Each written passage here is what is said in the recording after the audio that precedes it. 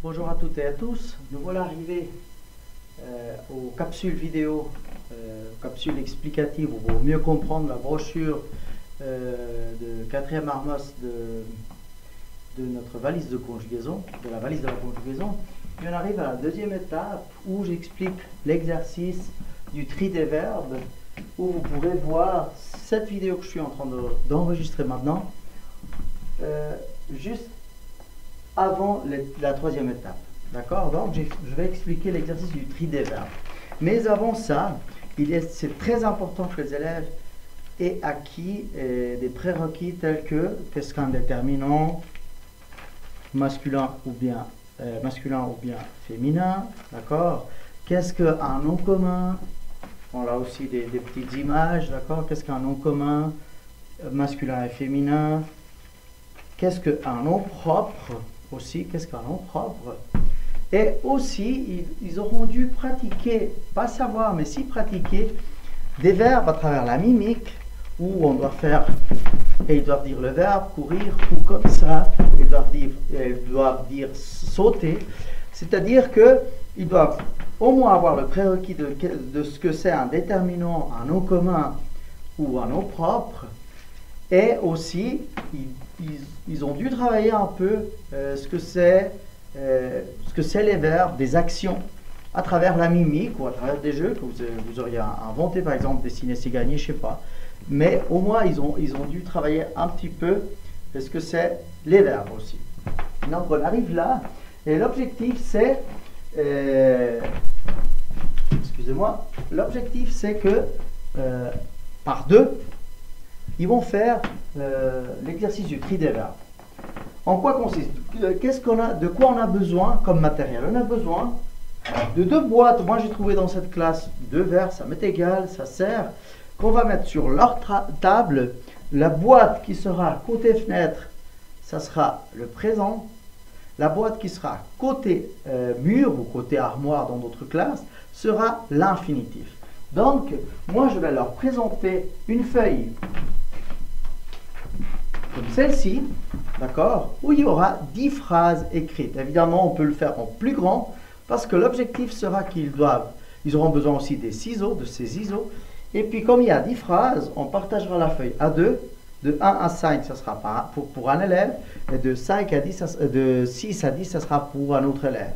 Donc, ils devront découper la phrase entière, d'accord? C'est-à-dire, quand je parle de les élèves qui réaliseront l'exercice en duo devront découper chaque phrase, c'est-à-dire ils devront découper le numéro et la phrase en entier, la disposer sur les tables, les 10 phrases, les 10 phrases que la même table a découpées, c'est-à-dire que les deux élèves ont découpé de la phrase 1 à la 10, ils les disposent sur la table, d'accord? Les phrases sont les suivantes. Il y a 10 phrases et c'est garder silence. La première phrase, la deuxième, je parle français et italien. La troisième, ne pas crier. La quatrième, respecter la nature. La cinquième, tu écoutes de la musique. La sixième, vous chantez très bien. La septième, elle danse dans le couloir de la maison.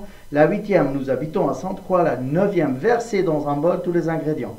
Et la dixième, il regarde par la fenêtre. D'accord? Donc, on aura besoin de ces deux vers boîte. J'ai vu des enseignantes qui utilisent les sous-mains. Donc, ils ont dit le sous-main côté fenêtre pour les verbes au présent, le sous-main côté mur ou armoire, l'infinitif. Une fois les phrases sont découpées, ils devront décider si la phrase, elle est avec un verbe conjugué au présent ou si la phrase a un verbe à l'infinitif, c'est-à-dire un verbe ne pas conjugué.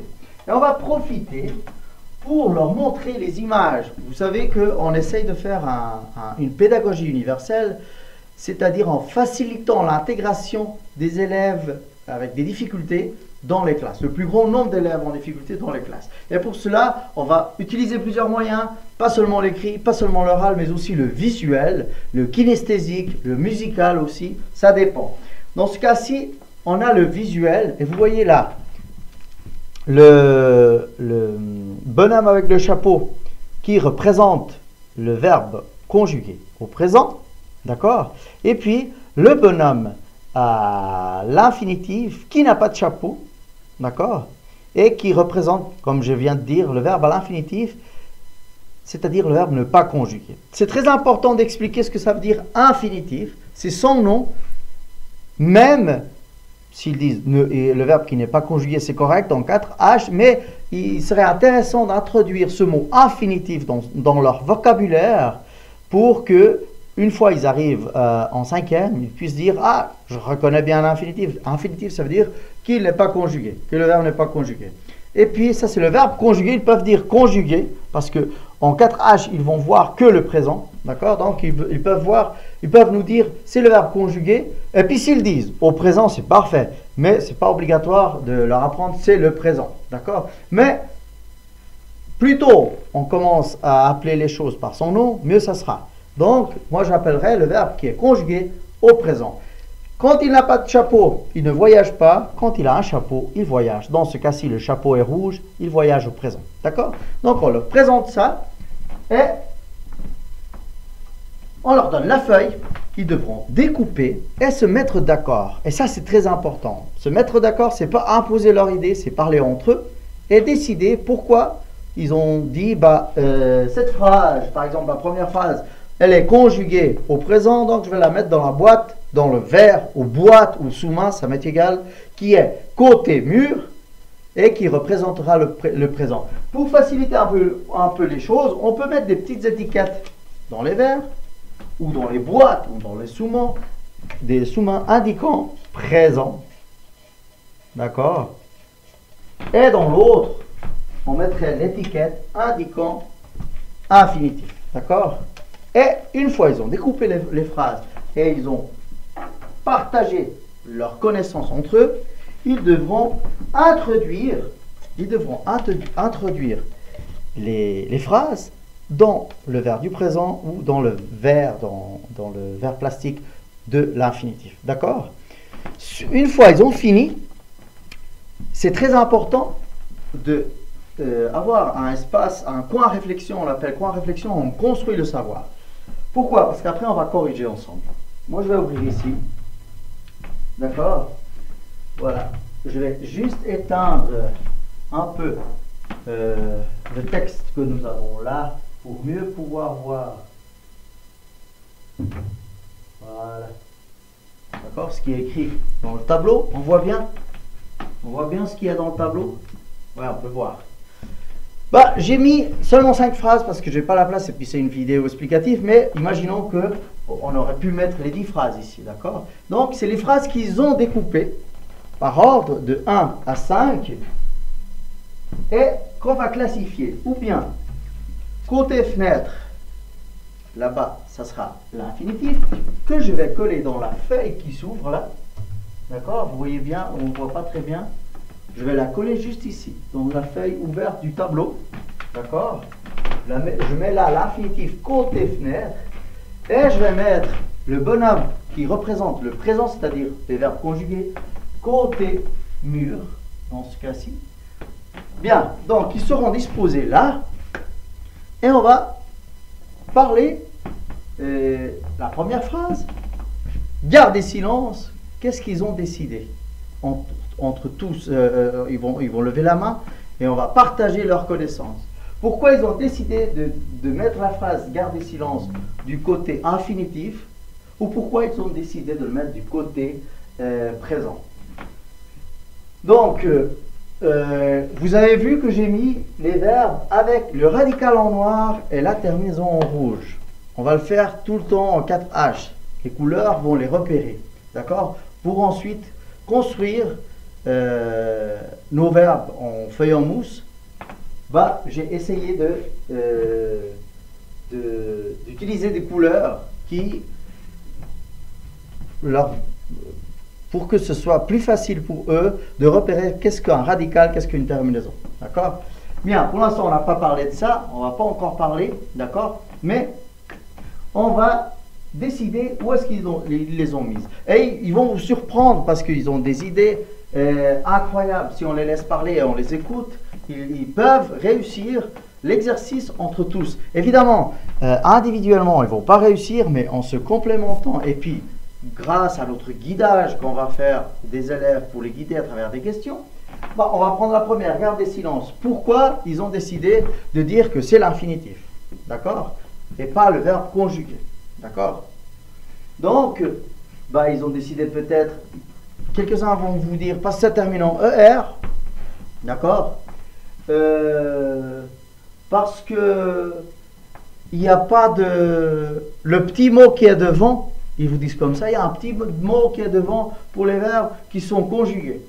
D'accord? Puis en plus, on peut leur faire réfléchir à leur dire, alors, comment c'est un verbe conjugué? Par exemple, chanter. Et ils vous le disent, je chante, tu chantes, il chante, nous chantons, vous chantez, elle chante. D'accord? Donc, ils vous le disent.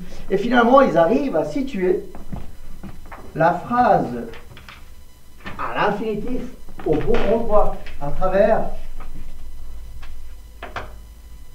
notre guidage, à travers notre aide, à travers les différentes informations que leurs camarades ont transmises. Après, la deuxième, je parle français et italien. Donc, ils vont se dire, là, ils peuvent me dire, bah, c'est conjugué parce qu'il n'y a pas ER. Et puis, ils peuvent dire en plus, il y a un petit mot qui est devant. Ils ne savent pas encore comment on appelle ce petit mot. On abordera ce petit mot qu'ils ne connaissent pas encore. Donc, je parle français, bah, ils vont le mettre côté mur. Pourquoi? Parce que c'est, selon E, c'est un verbe qui est conjugué. Au présent, en plus. Moi, comme la caméra ne se déplace pas, ce que je vais faire, je vais mettre comme ça, vous pouvez voir. Ce côté-ci, les verbes qui sont au présent, et le côté gauche du tableau, je vais mettre des verbes qui sont à l'infinitif. D'accord? Voilà, par exemple, garde le silence, voilà. Je parle français et italien, ils ont décidé, c'est le verbe qui est conjugué au présent. Donc on le met côté droit. D'accord? Les enfants. Ne pas crier, ils vont vous dire, attention avec ce mot, ils vont vous dire peut-être qu'il est côté infinitif. Mais j'ai vu déjà dans certains cas qu'ils l'ont mis du côté du verbe conjugué. Pourquoi? Parce qu'ils disent, il y a le petit mot devant. Ne pas crier, ne pas. D'accord? On pourra le laisser comme ça. On pourra le laisser comme ça. Ils le situent là, et puis on leur dit aux autres, vous êtes d'accord? Et puis vous allez voir qu'il y aura des enfants qui vont dire, mais non, c'est pas possible. Ben, ça termine en ER. Ne pas crier. L'autre, il dira, il y a le petit mot. Alors là, on va dire, ok, on intervient, et on dit, ok, ça termine en ER. Ce ne pas, c'est pas le petit mot qui nous aide à conjuguer. Conjuguer le verbe, vous pouvez leur faire l'exercice. Alors là, on conjugue le verbe crier. Je crie, tu cries, il crie, nous crions, vous criez, il crie. Est-ce que dans cette conjugaison que vous avez faite, vous avez le petit mot devant ne pas? Et ils vont dire non. Ah, alors c'est l'infinitif. Et ils changeront d'avis et ils le déplaceront au côté de l'infinitif. D'accord? Ne pas crier. Respecter la nature, après ça ira tout seul. Et ils diront c'est l'infinitif. Et tu écoutes de la musique, ça sera côté présent. Ils déplaceront tout ça.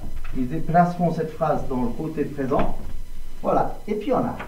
Imaginons, moi j'ai pas la place pour mettre les 10 phrases en tableau, parce que j'ai la place, mais j'ai pas les aimants. Au collège de la gare, il y en a, mais ici je me suis rendu fou pour trouver des aimants. Donc j'ai seulement ces aimants. On va faire avec 5 phrases, mais imaginons que les 10 phrases sont placées. Alors là, c'est très important de leur faire des questions. Qu'est-ce que vous avez retenu ou qu'est-ce que vous avez repéré dans ces phrases pour pouvoir faire la classification soit à l'infinitif ou soit au présent. Et là, c'est génial parce que c'est magique. Quand on travaille en équipe avec les enfants et on les écoute, ils vont vite trouver les normatifs. L'infinitif, ça termine en ER. Et puis, le verbe conjugué ne termine pas en ER. Et par contre, parce qu'on a fait exprès, il y a toujours le petit mot. Je vous rappelle les phrases conjuguées que je leur avais données dans leur fiche. Je vais juste vous montrer. Vous avez vu les 10 phrases? Voilà. La deuxième, je parle. La cinquième, tu écoutes. La sixième, vous chantez. La septième, elle danse. La huitième, nous habitons. Et la dixième, il regarde. Vous avez vu qu'on a fait exprès de mettre des petits mots qu'ils ne connaissent pas pour l'instant. C'est pour ça que je vous disais, c'est très important qu'ils aient le prérequis de déterminants, non communs, non propres, et puis qu'ils aient travaillé un peu ce que c'est une action, ce que c'est un verbe. C'est une action. Bon, c'est pas seulement une action, mais pour l'instant, on va laisser comme ça, c'est une action. D'accord? Mais surtout, déterminants, non communs et non propres, c'est très important qu'ils aient travaillé ça et qu'ils aient le prérequis. Pourquoi? Parce que pour présenter ce qui vient après ce petit mot qu'ils ne connaissent pas, mais qu'ils ont repéré à chaque fois qu'il y avait une phrase conjuguée au présent, d'accord? Donc, là, on pourra présenter et on va leur dire, bah, ce petit mot, c'est ce qu'on appelle un pronom.